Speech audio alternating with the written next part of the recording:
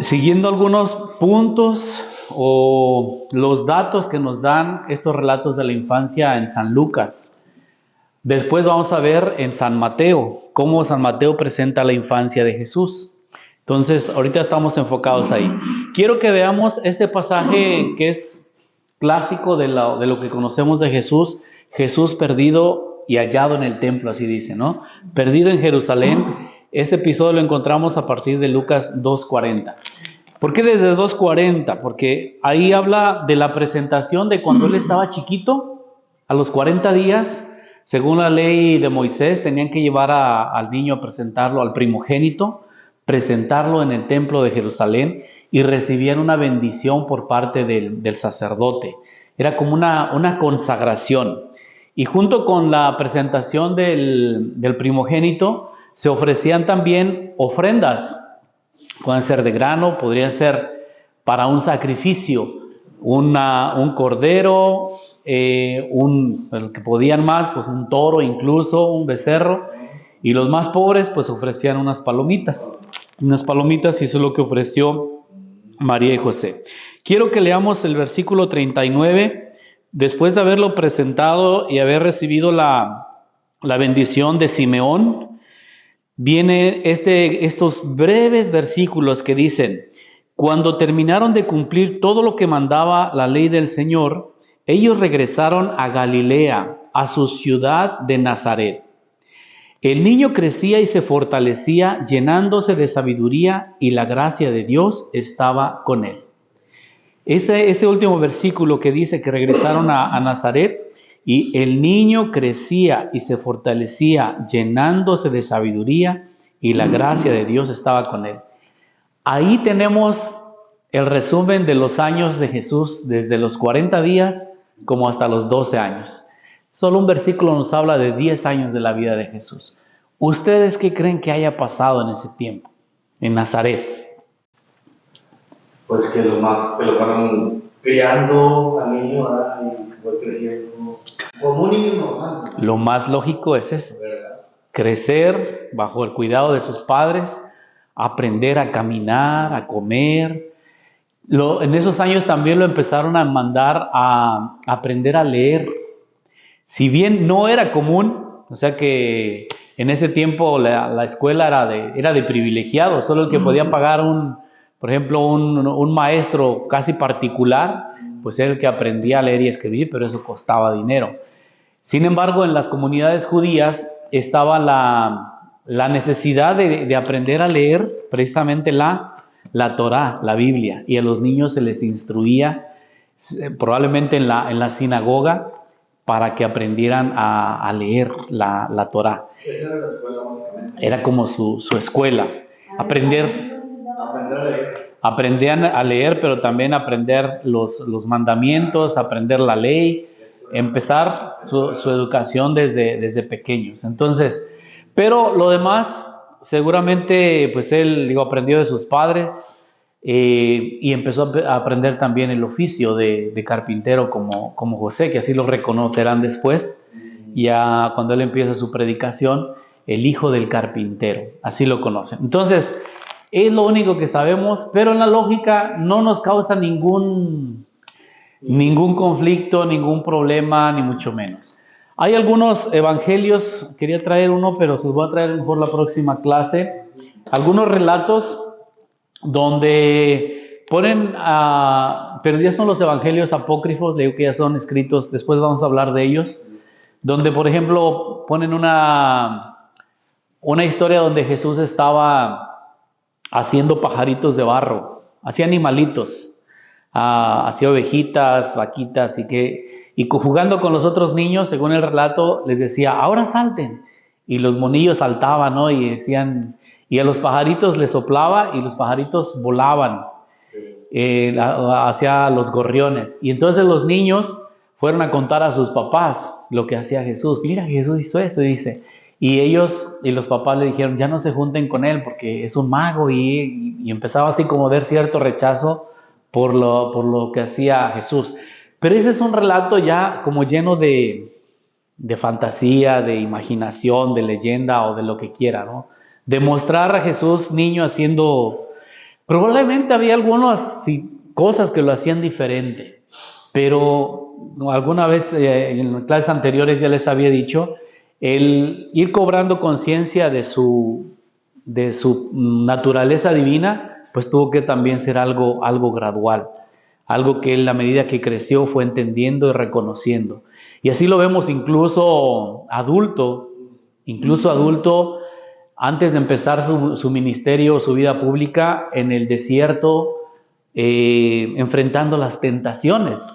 Uno dice, pues si tenía plena confianza y plena conciencia de ser el Hijo de Dios, pues eso no tendría ni siquiera que haberse sometido a ese proceso. Sin embargo, humanamente pasó ese periodo de purificar sus motivaciones, sus intenciones. Muy interesante en ese aspecto. Este episodio es el que viene enseguida y es otro bien conocido que nos presenta Lucas a partir del versículo 41. Lo voy a leer, dice: los padres de Jesús iban cada año a Jerusalén para la fiesta de la Pascua. Cuando Jesús cumplió 12 años, ellos subieron a la fiesta como era su costumbre. Y terminados los días de la fiesta, al regresar, el niño Jesús se quedó en Jerusalén sin que sus padres lo supieran. Ellos pensaban que iba en la caravana y recorrieron un día de camino, pero luego lo buscaron entre los parientes y conocidos, y al no encontrarlo, regresaron de inmediato a Jerusalén para buscarlo. Después de 3 días lo encontraron en el templo sentado en medio de los maestros, escuchándolos y haciéndoles preguntas. Todos los que lo escuchaban estaban asombrados de su entendimiento y de sus respuestas. En cuanto lo vieron sus padres, se sorprendieron. Luego le dijo su madre: hijo, ¿por qué nos has hecho esto? Tu padre y yo hemos estado muy preocupados buscándote. Pero Jesús le respondió: ¿por qué me han buscado? ¿No saben que debo ocuparme de las cosas de mi padre? Sin embargo, ellos no comprendían lo que su hijo acababa de decirles. Jesús bajó con sus padres, se fue a Nazaret y permaneció sujeto a ellos. Su madre guardaba todas estas cosas en su corazón. Jesús crecía en sabiduría, en estatura y en gracia ante Dios y ante los hombres. Ese es el relato de lo que sabemos de Jesús a los 12 años. Esas idas a Jerusalén, esas salidas a Jerusalén, las podemos encontrar como parte de la obligación del pueblo, del pueblo judío, de los devotos en estos textos. Si vemos el Éxodo 34, 23, busquen Éxodo, está al principio de la Biblia, el segundo libro, Éxodo 34, 23. Vamos a ver qué nos dice ahí. 34, 23. Dice: 3 veces al año se presentarán tus varones ante el Señor Yahvé, Dios de Israel. 3 veces al año se presentarán tus varones ante el Señor Yahvé, Dios de Israel. Ese es el mandato que está aquí. Ahora vamos al siguiente libro, Levítico 23. ¿Cuáles son esas 3 veces? Hay un poquito más adelante este libro de Levítico. Enseguida del Éxodo está el Levítico. 23. Sábados y las fiestas anuales. En el año tenían que ir 3 veces. Levítico 23 dice: Yahvé dijo a Moisés: di a los israelitas, estas son las fiestas de Yahvé en las que convocarán la asamblea litúrgica. Estas son mis fiestas. La primera es el sábado. El sábado. Durante 6 días trabajarán, pero el 7º día es de descanso solemne y de asamblea litúrgica. No harán ningún trabajo en ese día de descanso dedicado a Yahvé donde quiera que ustedes vivan. Estas son las fiestas de Yahvé, las asambleas litúrgicas que convocarán en las fechas establecidas. Primera obligación, respetar el día sábado, que para nosotros pasó a ser, a los cristianos pasó a ser el domingo. Pero los judíos hasta el día de hoy, el día de descanso, el día de reunirse para orar, para dar gracias, para aprender, leer la Torá, es el sábado. Siguiente, Otra fiesta que deben observar en el año. El día 14 del primer mes del año, al atardecer, es la Pascua de Yahvé. Y el día 15 del mismo mes es la fiesta de los panes ácimos en honor de Yahvé. Durante 7 días ustedes comerán panes sin levadura. El primer día se reunirán en asamblea litúrgica y no harán ningún trabajo. Durante 7 días ofrecerán manjares abrazados en honor de Yahvé. El día séptimo se reunirán en asamblea litúrgica. Ese día no harán ningún trabajo. El día de la Pascua. El día de la Pascua es más o menos, a veces cae en abril, a veces cae en marzo. Marzo, abril, es en esas fechas de acuerdo al calendario, es movible. Y esa fecha recuerda la liberación, es como la independencia, el día de la independencia, ¿no? La liberación del pueblo judío de la esclavitud judía, de la esclavitud en Egipto. Entonces, celebran esa fecha y van al templo a dar gracias. Otra fecha para que deben ir al templo a agradecer. La primera cosecha, estamos en Levítico 23, versículo 9. Yahvé dijo a Moisés: di a los israelitas, cuando hayan entrado en la tierra que voy a darles y cosechen el trigo, llevarán al sacerdote un manojo de espigas como primicia de su cosecha. Él la agitará ritualmente delante de Yahvé para que sea aceptada. Hará este rito el día siguiente al sábado. Ese mismo día ofrecerá como holocausto a Yahvé un cordero de 1 año, sin defecto, con la correspondiente oblación de 2 décimas de la mejor harina amasada con aceite como sacrificio de olor agradable. Como libación ofrecerán 1/4 de sextario. No comerán pan, trigo tostado ni grano tierno hasta ese día que presenten la ofrenda de su Dios. Esta es una ley perpetua para sus descendientes, es decir, las primicias de la cosecha. Y de alguna forma también en este cordero sin manchas, en un cordero sin defecto, también las primicias de tus rebaños, si tienes ganados. ¿Por qué sin mancha? Y también las mejores espigas. Porque pues a uno podría decir, tienes 20 ovejitas y dices, ay, pues esta aquí ya está, o que está enfermita, o que pues esta vamos a... Y no, dice, tienes que darle lo mejor. Y de alguna forma en esas ofrendas, fíjense que al menos entre nuestros padres, quedaba esa conciencia de cuando pues los campesinos se ofrecían su mejor, a veces productos de la tierra, pues el maíz, el trigo, lo ofrecían como donación para ayuda, para muchas cosas, pero con esta conciencia de dar lo mejor. Y la otra fiesta, a partir del día siguiente de ese sábado en Pentecostés, dice, es decir, desde el día que llevaron el manojo de las espigas para ser ofrecida, contarán 7 semanas, 50 días del día que presentaron las ofrendas. No, ramos es otra cosa. Este es cuando 50 días después de haber cosechado, van a hacer esta otra visita al templo. Contarán 50 días hasta el día siguiente del séptimo sábado, entonces harán una nueva ofrenda. Llevarán de sus casas 2 panes para la agitación ritual, hechos con 2 décimas de la mejor harina. ¿Se acuerdan que la otra todavía no podían usar harina? La primera era solamente, aquí ya pueden usar de lo que cosecharon, ya lo procesaron.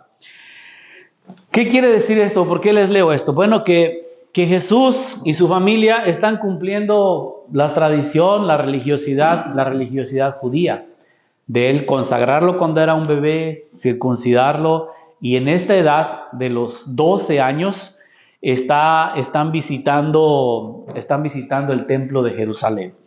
Hay otra referencia en el Evangelio de Juan, vayan hasta adelante de la Biblia, del Nuevo Testamento, busquen Juan el capítulo 7. Ahora sí estamos hojeando la Biblia. Sí. Vamos a empezar desde el 7. Jesús sube a Jerusalén para las fiestas de las tiendas. En esta fiesta, cuando se presentaban las cosechas, también es una tradición, le llaman Sukkot. Hacen como unas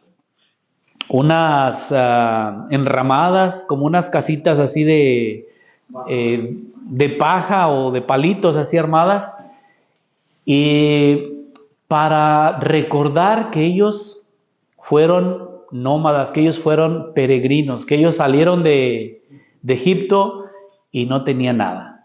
Y entonces recordar eso cuando ya estás en la tierra, cuando ya estás establecido, es recordar tu pasado cuando tenías carencias. Entonces esa fiesta de los Sukkot hacen como unas casitas, unas enramadas, y ahí hay incluso quienes están invitados a pasar la noche ahí, a decir, pasar frío, dormir en el suelo, para acordarse de sus tiempos difíciles. Entonces van conectadas unas de la otra. Hace poquito estaba en un programa así, afuera de la casa, Ajá. hicieron una cabaña, ¿te acuerdas?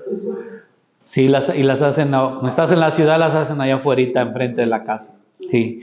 Entonces dice, después de esto, en el versículo Juan 7, dice, después de esto Jesús andaba por Galilea y no quería andar por Judea porque los judíos lo buscaban para matarlo. Pero estaba cerca la fiesta judía de las tiendas. Entonces sus hermanos le dijeron, no te quedes aquí, vete a Judea para que también tus discípulos puedan ver las obras que tú haces. Porque nadie actúa en secreto si quiere ser conocido públicamente. Si haces estas cosas, manifiéstate al mundo. Es que ni siquiera sus hermanos creían en él.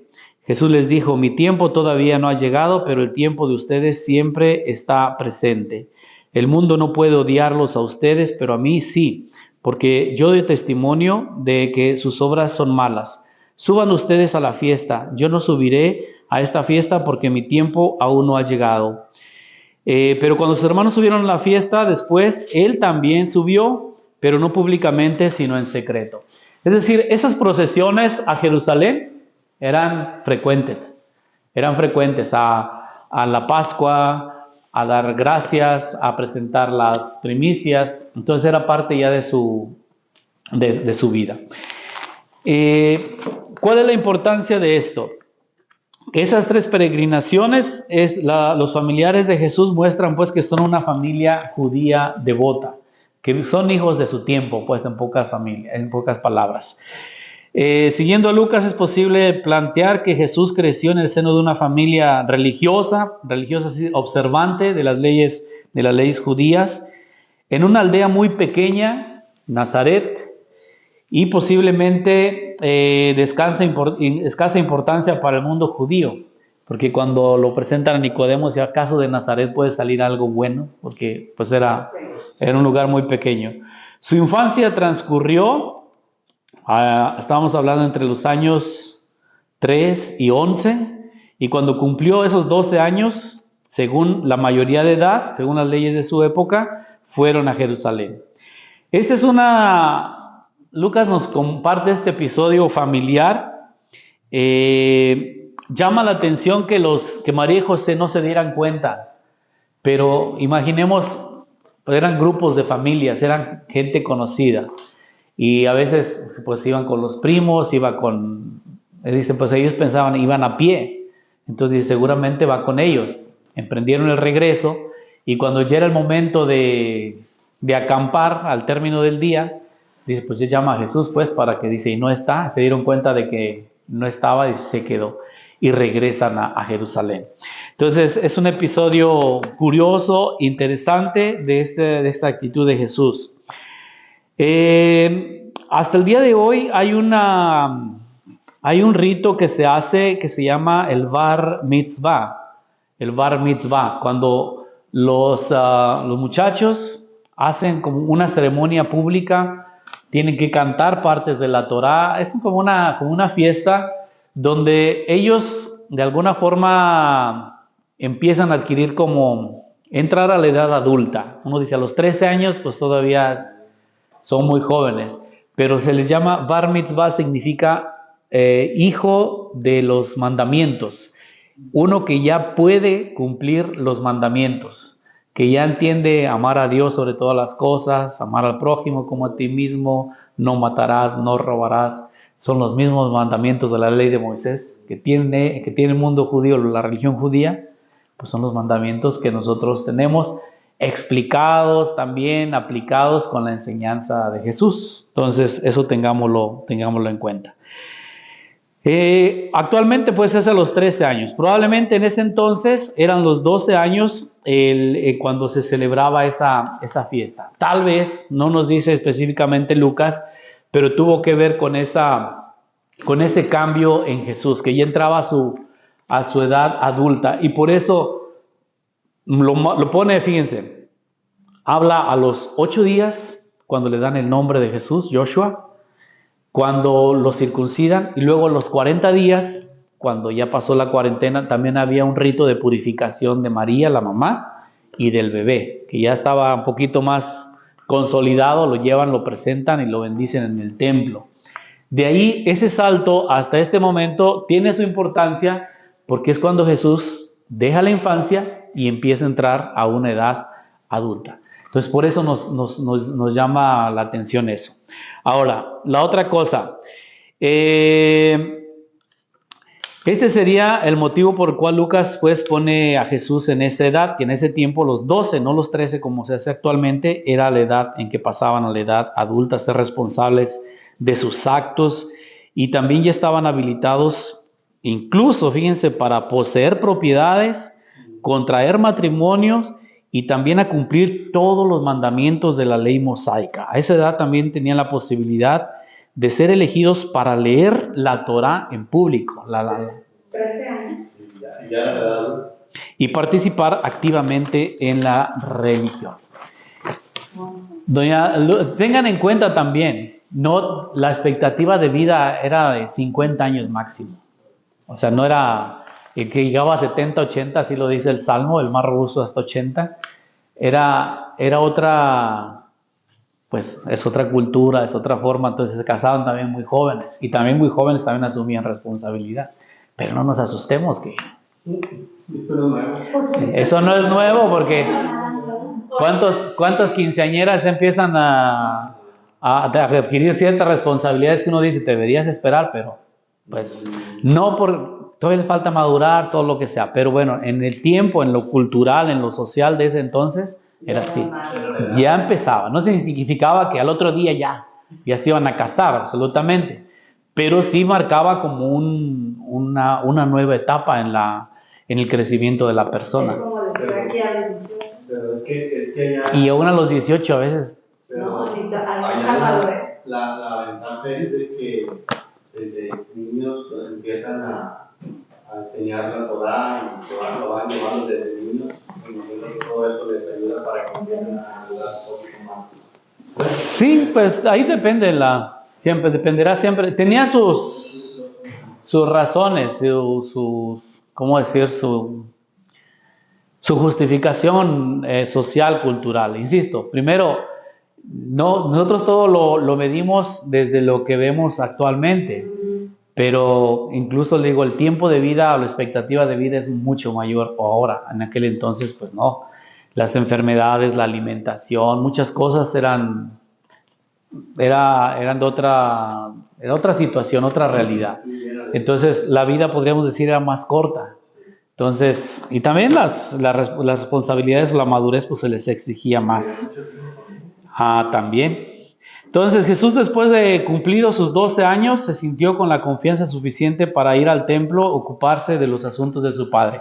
Esta ya lo habíamos comentado en una clase pasada, es interesante, que él va al templo, es decir, ahí también empieza a ser más consciente de su identidad, de su naturaleza divina. Para mí todavía no está al 100% definido, entendido. Es algo que desde su infancia él pues bajo la guía, la tutela de sus padres, va descubriendo, y en esta etapa pues empieza a marcar otra forma de ver, de entender la vida.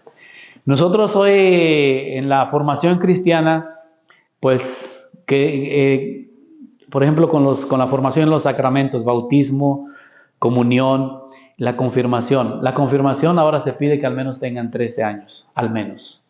Y aún ahí sería ideal que estuvieran un poquito más grandes, porque ahí ya estás tú respondiendo, haciéndote responsable de tu fe, siendo consciente de lo que estás haciendo. Entonces, también más o menos se va marcando como una nueva etapa, una forma diferente de vivir la fe y la misma tomar decisiones en la vida. La imagen que Lucas nos da aquí de un joven independiente, sociable. ¿Por qué? Porque bueno, lo dejan independiente porque lo dejan andar con sus primos o con la familia o con los amigos y por eso se les queda allá, ¿verdad? Sociable porque no le da pena ir, bueno, al templo, no sabemos cómo llegó, por qué llegó, pero incluso preguntarle a los escribas, a los sumos sacerdotes, y dice que ellos se quedaban admirados por sus respuestas y por sus preguntas. Es decir, ya manifestaba una inteligencia muy especial. Esta independencia y esa sociabilidad generan confianza en sus padres. María y José confiaban en que luego de un día de camino, Jesús se encontrara junto con sus parientes y conocidos. La decisión de quedarse en Jerusalén los toma por sorpresa, como deja ver María cuando le dice: hijo, ¿por qué nos hiciste esto? Tu padre y yo te hemos estado buscando. Pero más desconcertante fue la respuesta que pone Lucas. En el templo, los maestros reaccionan con admiración hacia el joven, que pregunta, que escucha, que da respuestas inteligentes. Esa ha sido la infancia de Jesús, y ese es el Jesús joven.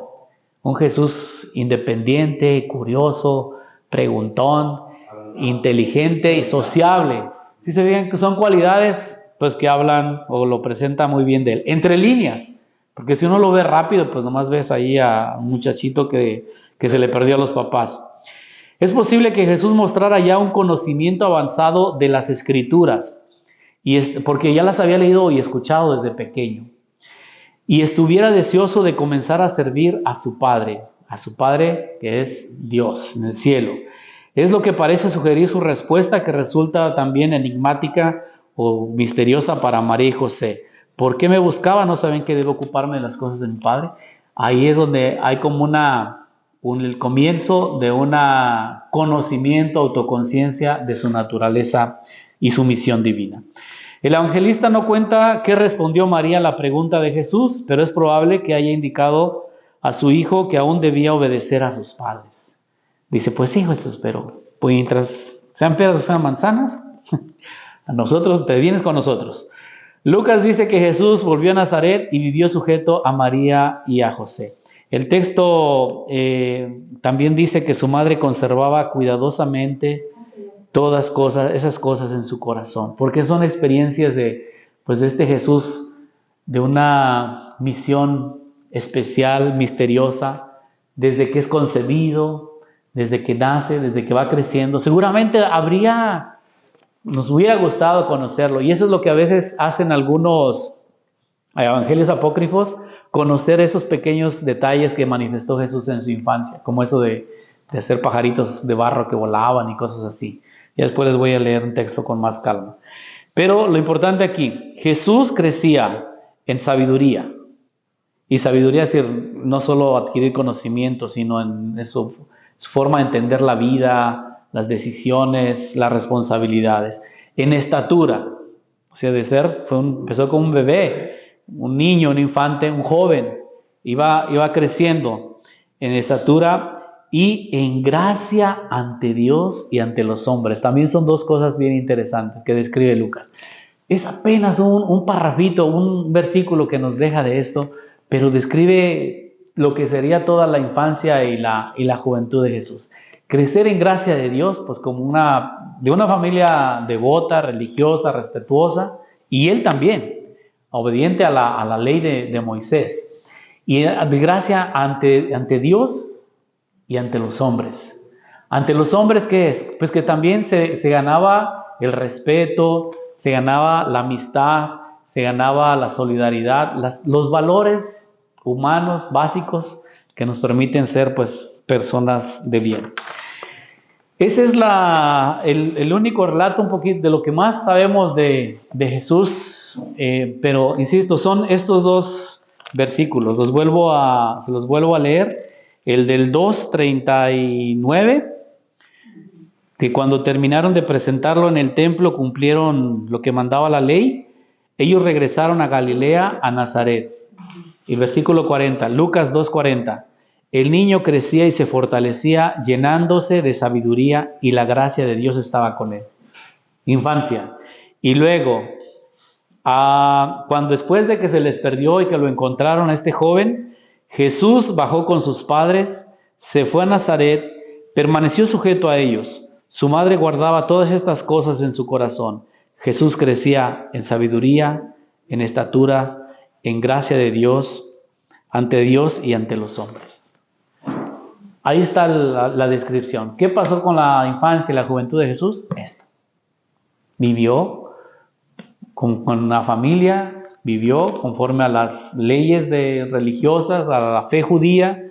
Ahí aprendió y creció en estatura, en sabiduría, en gracia, y pues se manifestó de manera muy especial. Insisto, tal vez la cosa más interesante aquí es el ir cobrando conciencia de su identidad divina y humana.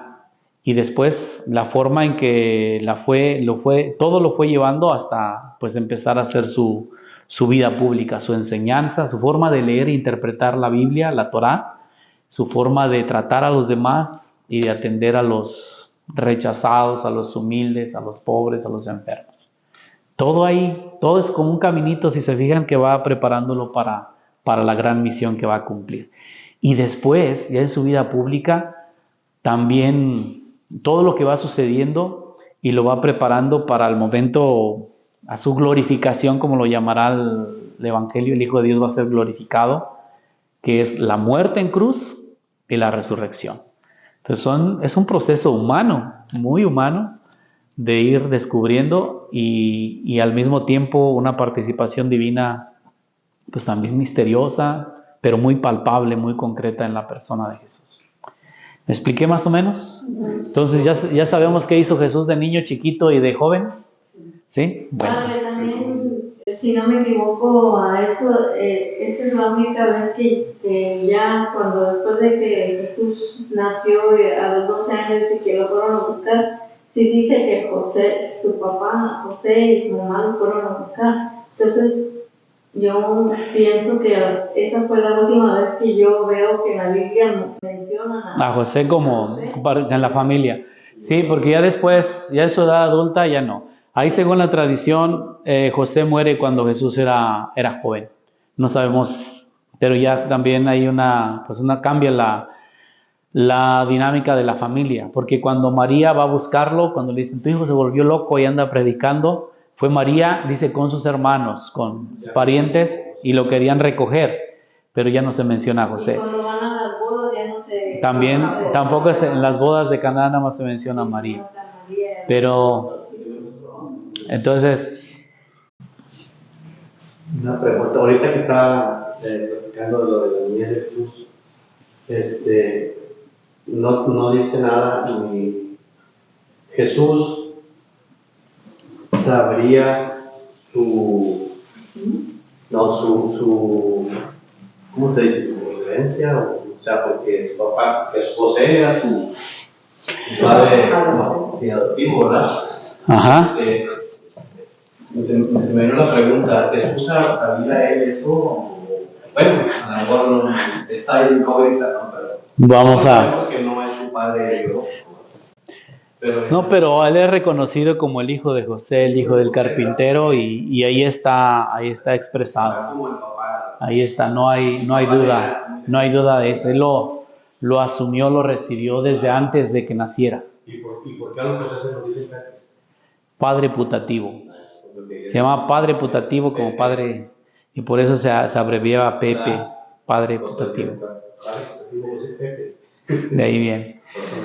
Ok, muy bien, esta historia continuará.